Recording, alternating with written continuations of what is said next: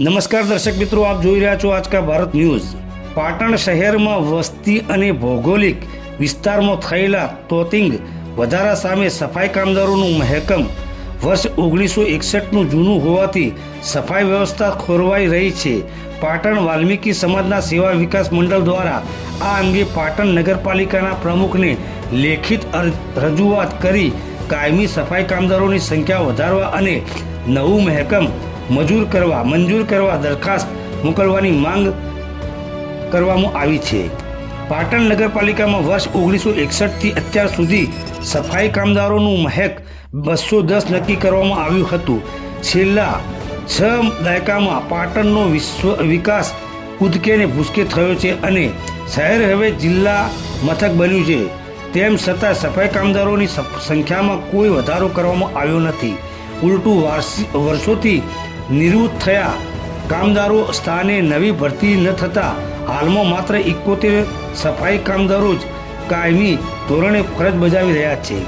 આ પરિસ્થિતિને કારણે શહેરની સ્વચ્છતા પર ગંભીર અસર પડી રહી હોવાનું વાલ્મીકી સમાજના પ્રતિનિધિઓએ જણાવ્યું છે।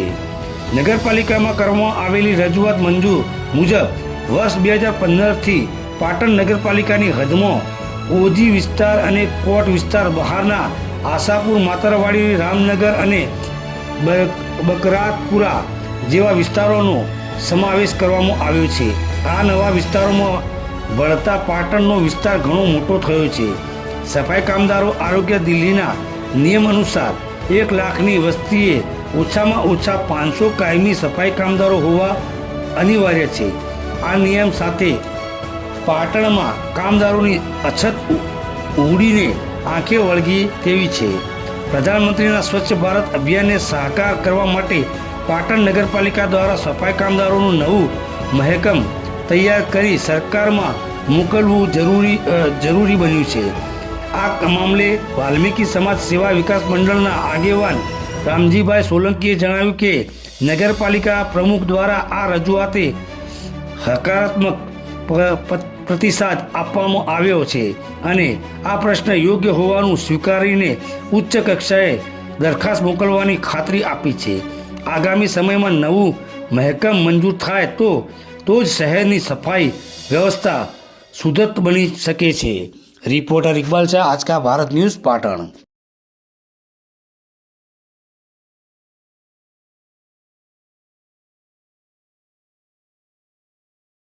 આજે પાટણ નગરપાલિકામાં માનનીય પ્રમુખશ્રીને પાટણ વાલ્મીકી સમાજ સેવા વિકાસ મંડળ તરફથી એક અરજી આપવામાં આવી, જે વાલ્મીકી સમાજ માટે પ્રાણ પ્રશ્ન સમાન છે। 1961થી આ પાટણ નગરપાલિકામાં અત્યાર સુધી 210 સફાઈ કામદારો કાયમી નોકરી કરતા હતા, જે અત્યાર સુધી ચાલુ જ છે। હવે 1961થી તો અત્યાર સુધી પાટણ કૂદકે અને ભૂતકે ખૂબ વિકાસ થયો છે, જિલ્લો થયો છે, પાટણની વસ્તી ખૂબ વધી છે। પ્રધાનમંત્રીનું એક સ્વપ્ન છે સ્વચ્છ ભારત, તો એ અંતર્ગત અમારી પણ પ્રધાનમંત્રીના આ સ્વપ્નને સાકાર કરવા માટે નગરપાલિકામાં એક દરખાસ્ત કરવા માટે અરજી આપવામાં આવી કે આટલા બધા સમય પછી પણ જો 1961નું જૂનું જ મહેકમ સફાઈ કામદારોનું હોય 210 અને એમાં પણ નિવૃત્ત થતાં હાલ કાયમી સફાઈ કામદારો ફક્ત ને ફક્ત 71 સુધી જ છે, બરાબર। તો અમારી એ જ પ્રાર્થના છે કે હવે નવા વસ્તીના ધોરણ પ્રમાણે અને નવો વિકાસ થયો। પાટણ નગરપાલિકા પહેલાં નાનું હતું, પણ છેલ્લા 2015થી ઓજી વિસ્તાર, કોટ વિસ્તાર બહાર આશાપુર, માતરવાડી, રામનગર અને બકરાતપુરા એનો સમાવેશ કર્યો, એટલે ખૂબ મોટો વિસ્તાર વધ્યો છે। તો આના આધારે ધ્યાને રાખીને નવા વસ્તીના ધોરણે અને સફાઈ કામદાર આયોગ દિલ્હીમાં પણ એવો નિયમ છે કે 1 લાખની વસ્તીએ ગમે તે નગરપાલિકામાં 500 ઓછામાં ઓછા સફાઈ કામદારો કાયમી હોવા જોઈએ।